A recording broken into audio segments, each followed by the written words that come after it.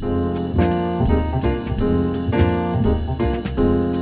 everybody. I'm Steve Pleich, and welcome again to another version of Nonprofit Spotlight. As you know, a Nonprofit Spotlight is a production of the Volunteer Advisory Committee here at Community Television.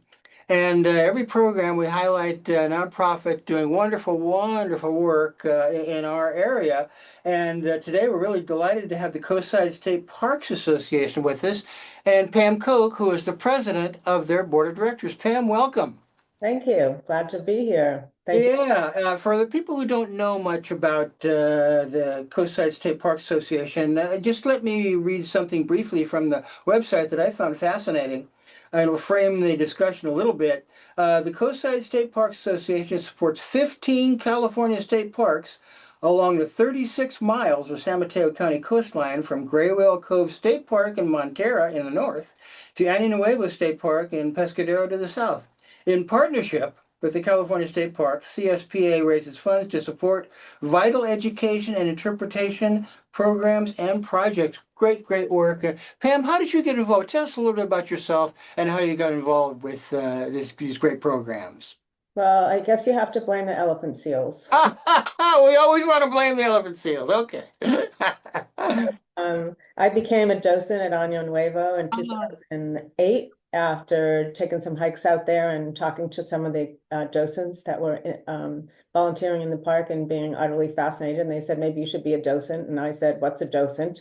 And she told me, and I signed up. And so I was there as a docent, and a lot of the people on our board are docents in our parks. Uh-huh. And not just at Pigeon at Pigeon Point mostly, but also Half Moon Bay and Right. Año Nuevo. And one of my co-docents recruited me to the board back in 2015. So that's when you became a member of the board. Are you very recently the president, or you've been president for a while? I have been president for 1 year, and it just Okay. started my second year in March. Yeah. Yeah. Yeah. Well, tell us what that involves. I know that generally speaking, when people become board members of nonprofits, they have some outreach responsibilities, some fundraising responsibilities, and organizational stuff. Kind of what's your time like as board president? Also, I mean, we're a formal cooperating association with state parks, so we have a contract. We're one of 89 in the state. And as you mentioned, and there are, I wrote it down, 280 state parks. So 15 of them are ones that we collaborate with. Holy cow! Yeah. So we meet on a regular basis with a Cal liaison, they're called, but a ranger that Hmm. comes and sits down at our board meetings with us. We Yeah. in the ranger station at Half Moon Bay. Uh-huh. The waves crashing outside. And Oh my. yeah, and the vast majority of what we do is to raise funds, work with grants, et cetera, in order to we have many different kinds of events. Some are fundraising, some are not. We have Coastal Wildflower Day coming up. I can talk about more later. Hmm. But we try to fund projects that the parks need funded, and boy, do they need funding these days. Yeah. Yeah. So there's the state parks, they're scraping for funds now. The state, I know, is having some budget problems. Does that affect what they would like to have you contribute in terms of having enough funding? Absolutely. I mean, we've been funding docent programs, for example, and I would like to have a chance later to talk maybe about docents and the Oh, role please, yeah. it's played. Uh-huh. Um, we and we fund interpretation science, trail management and repairing and creating new trails, Hmm. and a lot of other things. We funded hundreds and hundreds of thousands of dollars worth of different Right. projects and pieces of the lighthouse restoration at Pigeon Point, which we can also talk about. But I will say that at the end of last year, we were asked for the first time ever, for example, to fund lifeguard salaries. Is that right? Not a Yeah. huge amount, but otherwise there would have been times when there was no lifeguard I'll be darned. on the San Mateo coast. Yeah. Given all 15 parks that are, almost all of them have beaches, and we've lost some lives on the coast, and people don't realize, about Uh, the waves and stuff. To not have a lifeguard, it yeah. is Yeah. very distressing. Absolutely. Well, before we talk about docents, because you mentioned that, tell our viewers how they can donate. We'll mention this a couple of times during the broadcast. There's lots of ways they can help us. They can definitely go to our website. I think you have that, coastsidestateparks.org. Uh-huh. There's many ways to donate provided there, and so you can choose. Another way that can be really valuable is to attend our fundraiser events, which are usually in the winter at Año Nuevo, and that's another topic Hmm. we could Hmm. talk about, but I assume you've heard about what's happening with the elephant seals. That's of great concern. Hopefully those events can happen next year. We also have 3 park stores, one at Año Nuevo, one at Pigeon Point, and one at Half Moon Bay. And so if you have a new baby coming in your family and you'd like to baby elephant seal instead of a baby bear or bunny rabbit, then come on down and all the proceeds go to state parks via Coastside State Parks. Oh, that's delightful. You're a wonderful ambassador for the for these programs. So tell us about the docent program. You mentioned that, and that's something that's I'm sure near and dear to your heart. Yeah, I actually went to the we're part of the Santa Cruz district. Hmm. State parks, they have their headquarters up near Henry Cowell, and this is about the whole district, but it just gives you an idea. The Our district has 65,000 acres, 11% of the parkland in California, and 44 miles of coast, and we have approximately 10 million visitors a year. So we're very popular. We have 145 paid staff full-time. We have 690 long-term volunteers, many of which are docents, 1,200 short-term, and we volunteer for 97,000 hours a year. Oh my gosh. So you can imagine 7,000 hours versus 145 full-time staff. The parks would not function without the volunteers. And the docents, for example, at Año Nuevo, what we do is in the winter, we lead tours during the breeding season when it's not Uh-huh. safe for seals or for people to be wandering around. And we meet people at the new visitor center, starting point, interpretive center, and lead them on an hour-and-a-half tour. Yeah. And we 15 to 20 people every 20 minutes, 7 days a week, run by up to close to 200 volunteers, docents. And we are very well trained, and we have constant continuing education and opportunities. And just for example, tomorrow night I'll be doing a Zoom with the 2 lead researchers on elephant seals from UCSA. And so, and Año Nuevo has a lot of docents, but Pigeon Point does too, as we mentioned at the beginning of the discussion before we got online. And Yeah. so does Half Moon Bay. So they're invaluable to greeting the public, informing the public, making the public visits much more meaningful and full of information. And then at Año Nuevo, in the non-tour season, we just go hang out and become roving naturalists, they call us then. I love it. I did have some friends who were docents in the past, and they were just exceptionally well trained and very dedicated. And although this program, as you know, will be evergreen, so we'll play this pretty much year round. Tell us about. I did notice on the website that you really highlighted the annual fundraising event in February. To tell us about that. It sounds like a huge event. It's a huge event, and we have 2 days that we block off to the general public, to be honest, and sell tickets that are valuable. And you can also, if you give donations over $2,500, you can over $500, excuse me, you can get free tickets, and the more money Mhm. you give, to some extent, the more tickets you get.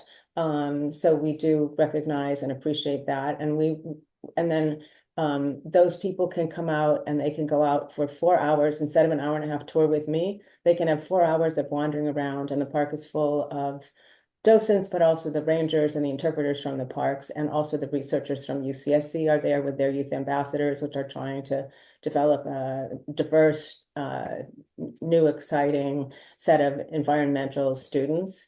And Mhm. we serve refreshments. We're there at 6 a.m. making coffee. Oh, beautiful.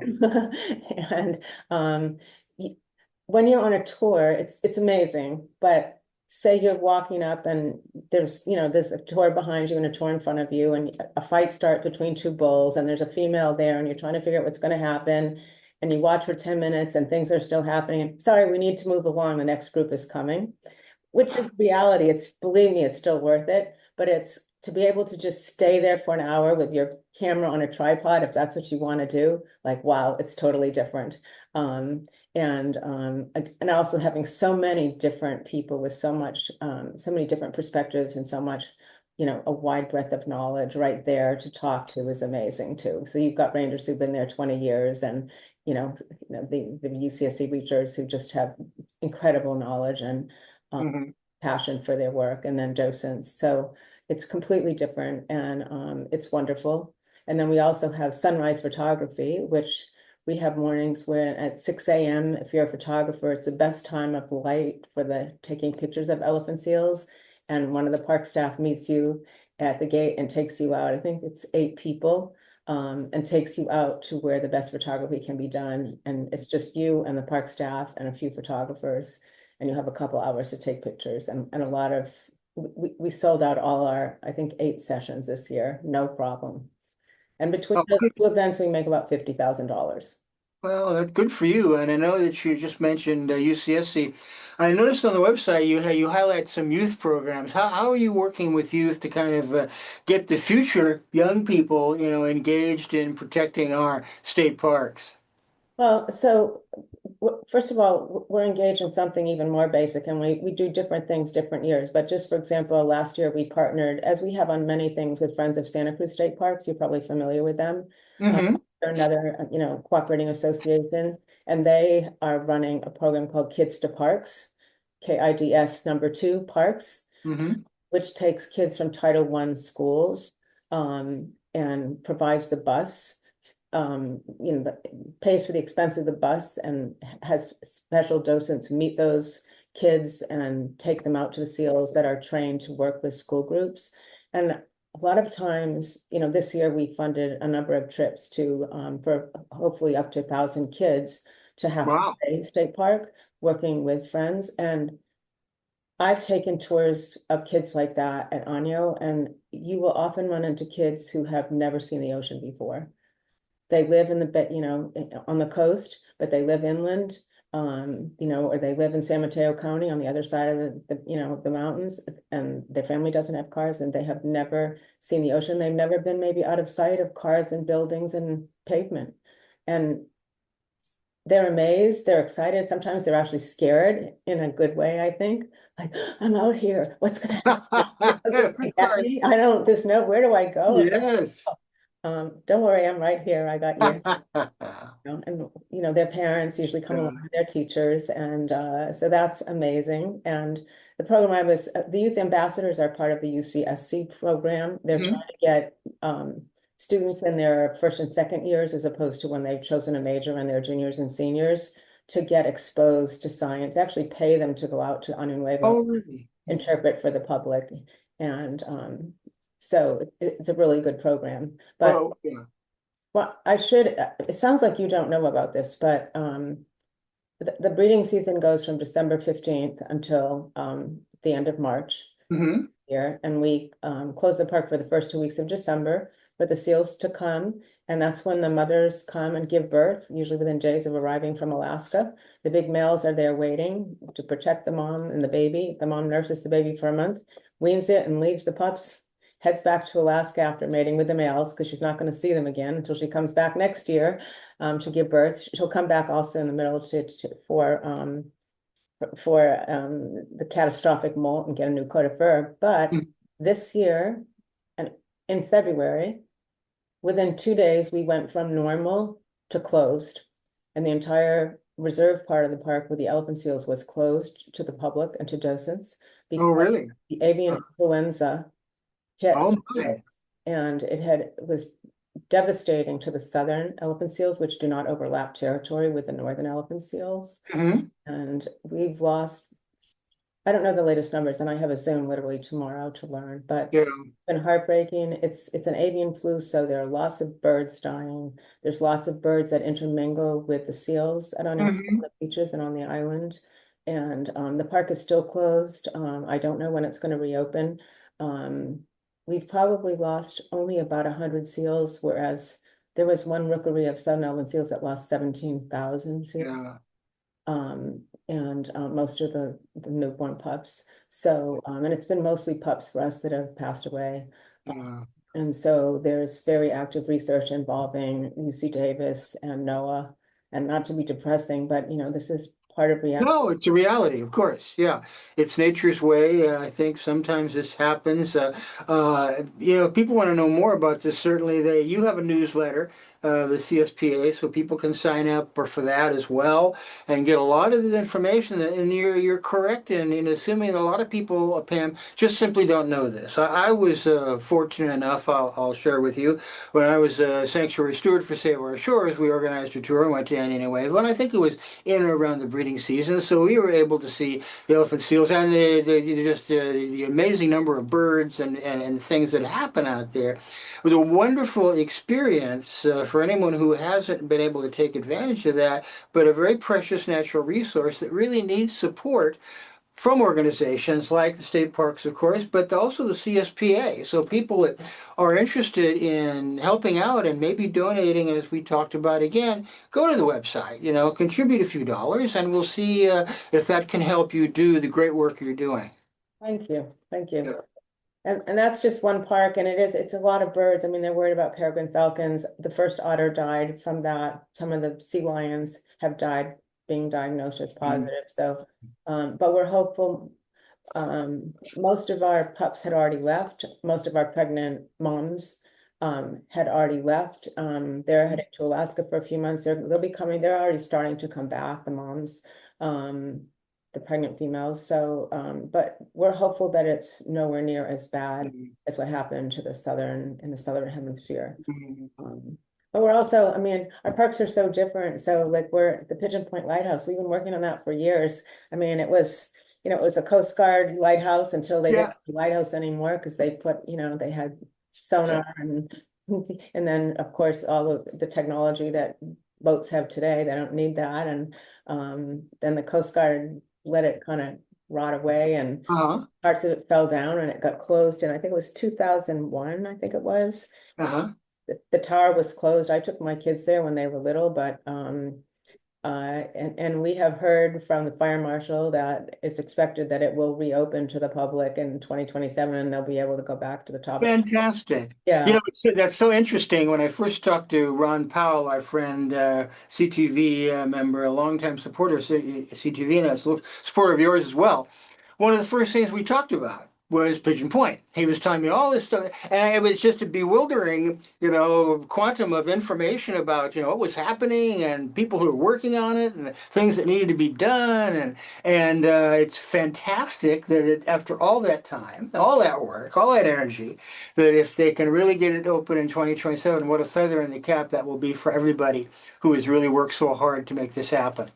And we helped create the plan and do the work needed to be able to submit the formal plans. At our last board meeting, I'm just looking at it, we approved $1,700 for door handles and locks for the tower, which will look historic. We approved $93,000 for the landscape and fence. So when that opens around the tower, it will be safe because it's the top of a cliff with big waves down below. And it's of course full of, invasive species and so forth. So that'll be part of all that. And we just another 41,000 for false wall and lighting in the tower at the bottom so that there'll be lights, but they won't look like fluorescent bulbs. And we're going to upgrade the restrooms. The public is very glad to know the public There you go. really cares about the restrooms. So Yeah. another No, some people do. I'm sure. I just noticed that when I was doing some research, of course, and looked on your website, there's a wonderful map here, and just the expanse of the different areas and parks that your organization is supporting in partnership with the state parks is just amazing. It's just, I mean, to read about it and to look at it, you say, what a Herculean effort it must take to protect and preserve our state parks. Yep. No, it's a lot. And we're doing, and we have some incredibly generous donors. We just had one donor who gave us $100,000 restricted, and people can give restricted gifts if that's Uh-huh. the preference, just for the lighthouse, just for Año Nuevo. We spent about $1 million at Año Nuevo in the last 4 years, just as an example. But this one was for environmental restoration, removing of invasive species and planting of native species at Año Nuevo and our other parks. So, there's just a real big variety, and we spent a huge amount of money at Pigeon Point on many different things. But that project's probably going to go over 20 million total, definitely mostly from the state, but 20 million bucks. It's a major, major undertaking, and they're doing a fantastic job. I got to tour it, not the tower, but the lighthouse, for on the ground level. And they're also doing earthquake retrofitting, but they're doing it there's an outside wall and an inside wall, and they're actually doing it so it'll be almost invisible. And Hmm. they're replacing some of the uh, decks and railings, but they want it to be so historic. So they actually took some of the originals, shipped them to the East Coast, had them make copies in steel, in metal, and then ship them back to the lighthouse and then fit them on the lighthouse and make sure they fit and looked right. And then they shipped that back and had them make all the rest of them. So, they had to order bricks from a company in Massachusetts that could make custom bricks that were the size they were made in the 1800s, not anything that any company anywhere near here makes in 2025 or six. Isn't that something? And I think Ron was telling me some of this. I was just astounded, to listen to him describe this and just with the joy, and wonder in his voice because he was so passionate about it. And of course, Santa Cruz, to our credit, we have a long history of being involved in the state parks. As you know, our state senator, John Laird, was the director of natural resources here in California and did his very best to keep the parks funded during a time when there was some problems with that. And of course, some problems still exist with the current state budget. Um, when you are kind of thinking about events and the money that you need to raise, what are the kinds of events that you think are most beneficial to your mission to really raise some money? Well, I mean, our fundraising events, people have to pay to come. Yeah, Uh, of course. they're valuable, but we've got Coastal Wildflower Day, which is going to talk about the ecosystem on the coast and the beautiful flowers that we have that belong here and are not invasive. There's a native Hmm. plant nursery that we help fund. They'll be selling native plants, and there'll be lots of booths and games for kids and all kinds of stuff and lots of information, and we'll be there tabling. And I think that starts to spread the word and give people a lot of fun, but also Yeah. knowledge. Then there'll be the annual Lighthouse Day next November. And hopefully we'll be very close to the opening of the entire, the project being completed. So, we've had a lot of donors who've given money restricted to the lighthouse. Mhm. Are there other projects on the boards that are as extensive as Pigeon Point that you're really trying to raise some money for? No, no, but we do, like, we fund the docent programs in all our parks. We Yeah. fund the junior lifeguard program, for Uh-huh. example. So, so we're wanting to make sure, especially after COVID and when the pools closed, Of course. kids didn't get involved in the lifeguard programs and there were shortages of lifeguards. I mentioned the Title I schools. Uh, Yes. we care a lot about welcoming everybody to our parks. So, for example, on Anuelo, we have an equal access van that we pay for, that we maintain, Oh, wonderful. and the docents are trained to drive it. So people in wheelchairs, people that are blind, um, people with walkers, or people who just can't walk 4 or 5 miles through sand dunes and on trails, Yeah, of get course. in the van and drive out. And we paid to create a boardwalk to a deck with telescopes that we paid for. And I took my mom, 97 years old, out there to see. Oh, that's wonderful. Yeah, Yeah. the funny part was she liked the pelicans, I think, more than I bet. Oh, that's wonderful. Well, Pam, this has gone so quickly. There's so much information. Thank you for this great work. But we still have a few moments, 2, 3 minutes left. What do you see as the future for your organization in terms of partnering with the California State Parks and keeping these beautiful natural resources vital for everyone? But we were very excited a few months ago to receive the Golden Bear Award from the California Oh, State Parks. ah, wonderful. We were one Ha, of six in the entire state, including all state park staff, all state park volunteers, and wonderful. all 89 cooperative associations. And we were very honored that our park staff that we worked so closely with were the ones who nominated us. It wasn't our idea, it was their idea. So we were very grateful. And we will continue. I mean, we have things, just as an example, and this is kind of getting ahead of us, honestly, but you're asking me the future. Of course, yeah. But there's an article in our most recent newsletter about 11 miles that you can hike, most of it with a dog, along the coast, north and south of the Half Moon Bay State Park. And that some of that is not in good shape. And the city of Half Moon Bay is looking at getting a grant, and we're in the middle, literally, of writing a letter of commitment saying if they can get a grant, we will donate at least $35,000 towards that project. And I think, whether it's bikes or hikes or, walkers or just people going to the beaches, it will make a huge difference to the quality of the experience, the safety of the experience. So that's an idea. We were talking about the Mhm. Burley Murray barn, which is falling apart and has surrounded by huge eucalyptus trees that could fall in it and smash it any day. And, we're talking about what can we do to fund that? And could that be like the Cowl Barn at UC SC? And could that be Right. like an amazing place? And so, Mhm. we're talking about maybe Kids to Parks, more money, another year. So, and we come up with some of the ideas, but the parks come up with most of the ideas, we're Yeah. mostly responding. And one of the things we did is we put on, Neva, we paid for a solar system there with backup batteries. And that power goes out there a lot from storms and planned power outages. And at the height of our seasons, both summer and winter. And it was completed in November. It was by a local solar company and it worked perfectly. There were 3 power outages. And actually the first one, the lead ranger called from his house and said, my power's out, is yours out? And they were like, no, it's fine. And oh, actually, we're on battery backup. Woohoo! That's wonderful. And it will Um, also save the park operating costs every year, for decades. And maybe we do more solar in more of our parks.